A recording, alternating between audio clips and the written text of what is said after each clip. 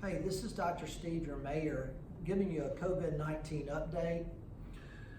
Last week, so on March 24th, there were 377 cases in Mississippi and 6 deaths.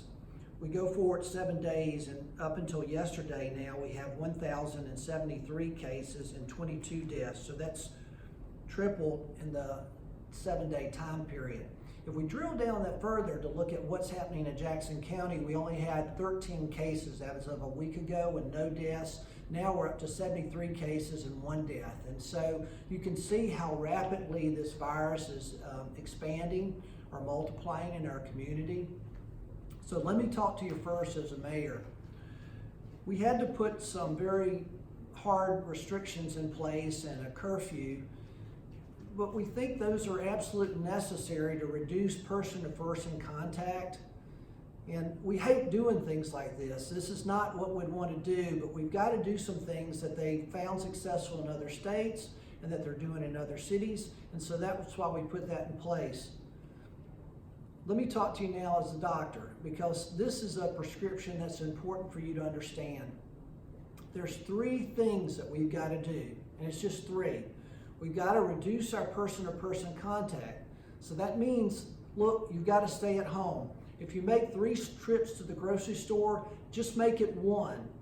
You can't have friends and family over and congregate like that. We've got to reduce our congregation less than 10 people.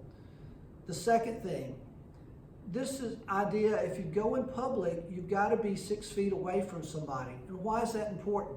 Because the respiratory droplets that the virus is transmitted on, they normally project out when you cough or sneeze about 6 feet. And so that's why we stay 6 feet away. That's why we have this maximum of 10 people in a group, because it's hard to not stay 6 feet away from someone if you're in a larger group.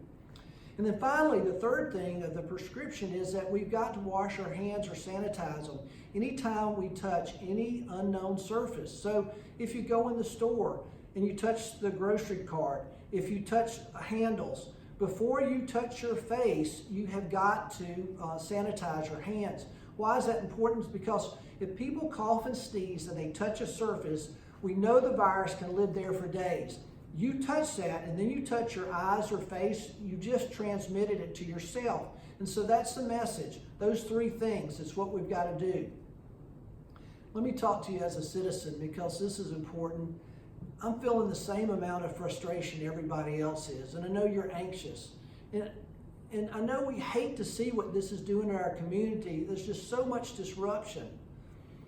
I wish there was some other way that we could go about reducing the transmission of the virus, but we've got to maintain our course. We cannot give up. We can't give up. We will not have success unless we have everybody working together. It's going to take every one of us, meaning each one of us, doing our part with those 3 things: reducing your person-to-person contact, staying 6 feet apart, and then washing or cleansing your hands after you touch an unknown surface.